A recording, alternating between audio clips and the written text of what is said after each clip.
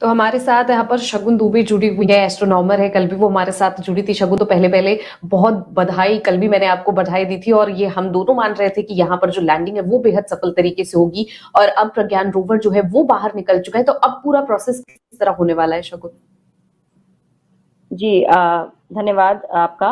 और पहली बात तो पूरे इंडिया की तरफ से सारे न्यूज़ वालों को और इसरो को कंग्रेचुलेशंस, और सारी स्पेस कम्युनिटी को कंग्रेचुलेशंस कि हम इतनी सफलतापूर्वक ये कर पाए।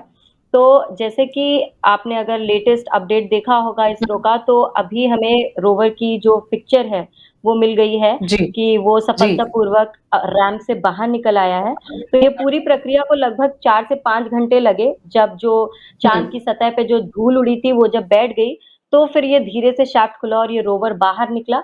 और जैसे कि मैंने बताया है कई जगहों पे कि इसके व्हील्स पर नेशनल एम्बलम और इसरो के सिग्नेचर या पैच गड़े हुए हैं, जो कि चांद की सतह जो रेगुलेट बोलते हैं जिसको, उस पे चलेगा और उस पे अपने चिन्ह छोड़ेगा।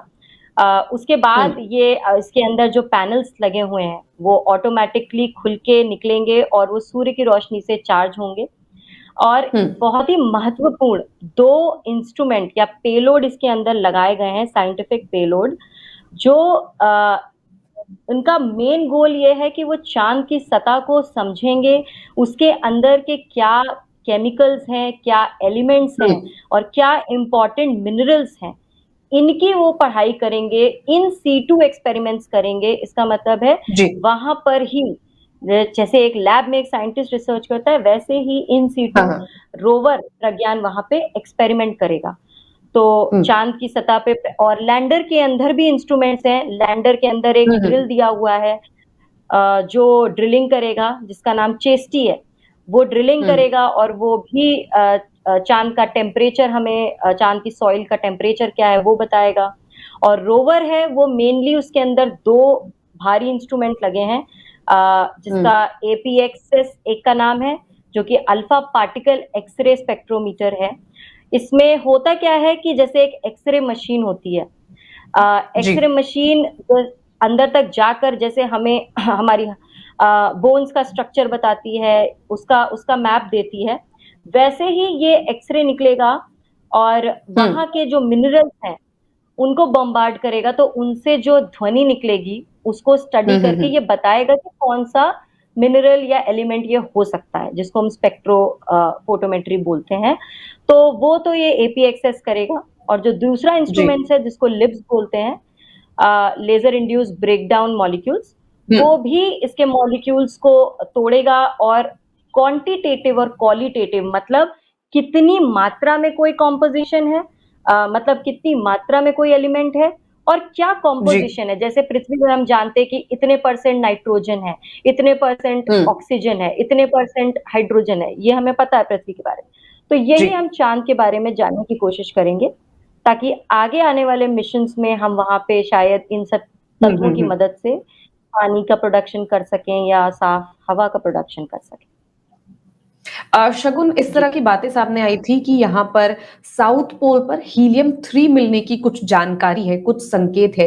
तो हीलियम 3 क्या है? और ये माना गया कि न्यूक्लियर पावर जो है उसको डेवलप करने के लिए, आगे उसमें रिसर्च करने के लिए हीलियम 3 अच्छा है और यूज करेंगे तो जो रेडियो एक्टिव चीजें होती वो कम से कम होगी। तो फिलहाल हीलियम 3 को लेके क्या कुछ जानकारी है?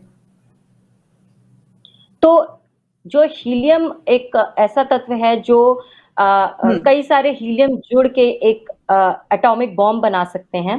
तो हीलियम एक ऐसा तत्व है, और रेडियो एक्टिविटी से क्या होगा, जो एक्सरे है जो हम बॉम्बार्ड करेंगे उसका भी, जो उसमें हम एक रेडियो एक्टिव तत्व यूज कर रहे हैं सीसियम नाम का, तो वो तत्व क्या करेगा, वो तत्व वहीं की सॉइल से जो अल्फा पार्टिकल है उनको बम्बार्ड करेगा और उसकी मदद से एक्सरे वहां पैदा होगी। तो वहां पे जैसे एक एक्सरे मशीन को चलाने में बहुत ऊर्जा चाहिए होती, तो वहां इतनी ऊर्जा हम दे नहीं सकते, तो वहां पे हम वहीं से अल्फा पार्टिकल बॉम्बार्ड करके एक्सरे निकालेंगे, पहली चीज। दूसरी चीज ये है कि सिर्फ हीलियम ही नहीं, बहुत से ऐसे इंपॉर्टेंट तत्व हैं। हीलियम एक वन ऑफ द एलिमेंट हो गया, बट अगर हीलियम हमें मिलेगा ही मिलेगा, क्योंकि हीलियम एक ऐसा तत्व है जो काफी आसानी से मिल जाता है। लेकिन हीलियम के भी अलावा ऐसे बहुत सारे तत्व हैं जो बहुत ही रेयर हैं या स्पार्स हैं पृथ्वी पे, वो तत्व भी हमें मिलने की आशंका है, क्योंकि बहुत मैं आपको बता चुकी हूँ, इन क्रेटर्स में बहुत डीप डाउन बहुत ऐसी चीजें हो सकती हैं, बहुत ऐसे एलिमेंट हो सकते हैं जो अनछुए हैं। तो डेफिनेटली हीलियम का तो उपयोग होता ही है बॉम्ब्स बनाने में या न्यूक्लियर प्रोडक्शन करने में, सबसे ज्यादा इंपॉर्टेंट रहता है हीलियम। और तो बिल्कुल बिल्कुल संकेत है, हीलियम पाने का भी संकेत है, और बहुत सारे ऐसे इंपॉर्टेंट मिनरल्स और मेटल्स पाने एलिमेंट्स पाने का संकेत भी है वहां पे। शगुन, आपसे ये जानना चाहूंगी, मेरी जानकारी के अनुसार रोवर में शायद 2 पेलोड्स लगे हैं, तो उनके बारे में आपसे जानकारी लूंगी, क्योंकि कल मैंने आपसे पूछा था तो आपने लैंडर के बारे में जो तमाम पेलोड्स थे उसके बारे में आपने जानकारी दी थी। तो आज रोवर में जो पेलोड्स लगे हैं वो किस तरीके से काम करने वाले हैं? रोवर में जो 2 पेलोड्स लगे हैं, 2 साइंटिफिक पेलोड्स हैं, एक है लिब्स जो कि है लेजर इंड्यूस्ड ब्रेकडाउन मॉलिक्यूल, और एक है AXPS। दोनों का काम अगर मैं मोटा मोटा बताऊं तो वहां की सतह में क्या मिनरल्स हैं, क्या एलिमेंट्स है, इनको पाने का है।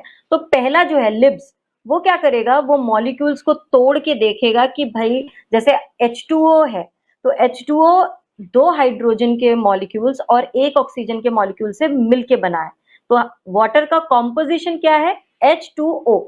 ठीक है, तो ऐसे ही हमें कॉम्पोजिशंस बताएगा कि क्या वहां की सॉइल में अगर पानी है, मान लीजिए पानी पानी के फॉर्म में नहीं हुआ, आइस के फॉर्म में हुआ, तो सॉलिडिफाइड फॉर्म में हुआ, तो क्या कॉम्पोजिशन है वहां की सतह का। वहां की सतह को रेगुलित बोलते हैं, चांद की सतह को। तो रेगुलित बहुत ही एक लूज सतह होती है, वो धरती की तरह नहीं है। वहां पे जैसे आप मान लीजिए पाउडर होता है, फाइन पाउडर की तरह वहां की सतह है। तो वो वहां पे मेजरली यही पता लगाना चाहेगा कि ये इतनी सॉफ्ट सतह कैसे है, यहाँ का कॉम्पोजिशन क्या है। और दूसरा जो मैं आपको अभी बता रही थी APXS, वो बेसिकली ये दोनों इंस्ट्रूमेंट स्पेक्ट्रोमेट्री करेंगे। स्पेक्ट्रोमेट्री अगर मैं सिंपल भाषा में समझाऊं तो आप सिंपल सा एग्जांपल लीजिए, जैसे एक रेनबो होता है, इंद्रधनुष होता है, तो क्या होता है, सफेद लाइट जब सूरज की जब सफेद लाइट पानी की बूंदों से गुजरती है तो वो 7 रंगों में बिखर जाती है, क्योंकि उस एक सफेद लाइट के अंदर 7 अलग अलग रंग छुपे हुए हैं।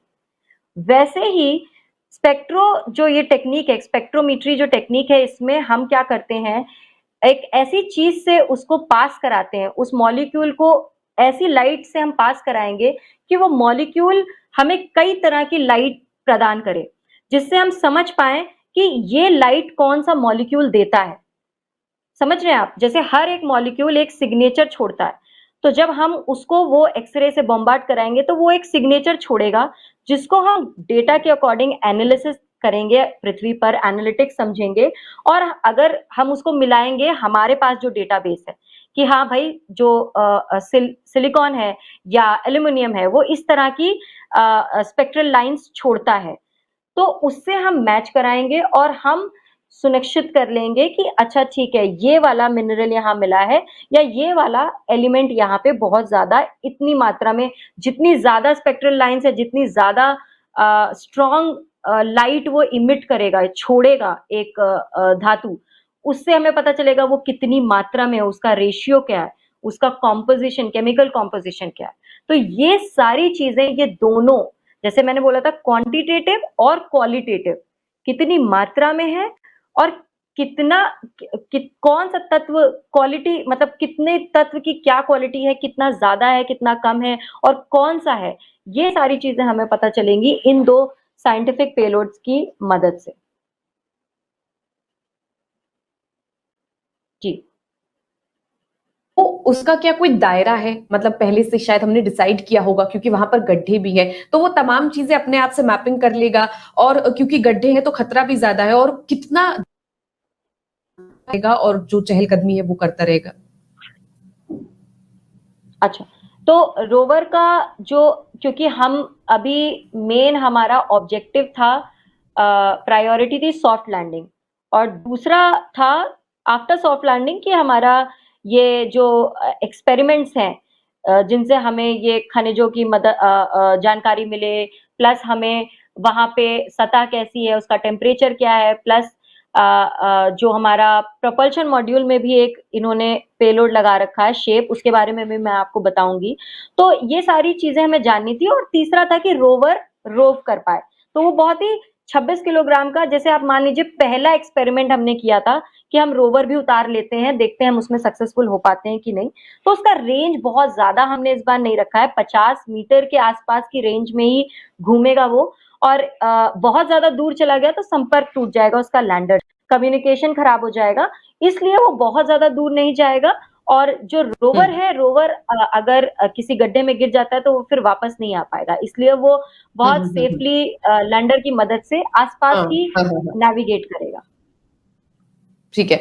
और जो शगुन फिलहाल जो तस्वीरें लगातार आ रही हैं, उन तस्वीरों का अभी तो फिलहाल एनालिसिस किया जाएगा, लेकिन अगर आपने भी तस्वीरें देखी होंगी जो अभी चांद की तस्वीरें हैं, उनसे क्या कुछ पता चलता है? क्योंकि जो सतह है वो काफी ज्यादा उबड़ खाबड़ नजर आ रही है, तो क्या रोवर को दिक्कत होने वाली है ज्यादा? क्योंकि अभी ये कहा जा रहा था कि लैंडर पहले लैंड होगा तो डिफिकल्टी है, रोवर एक बार निकल जाएगा तो शायद मुश्किलें खत्म हो जाएंगी, बट जो तस्वीरें पहली आई वो काफी ज्यादा डिफिकल्ट नजर आ रही है, जो सतह है वो बहुत ज्यादा उबड़ खाबड़ है। जी। तो जैसे कि हमें ये तो पता ही है कि फार साइड, जो क्योंकि जो एक मिशन होता है, जी जी। कई टाइप के मिशन होते हैं।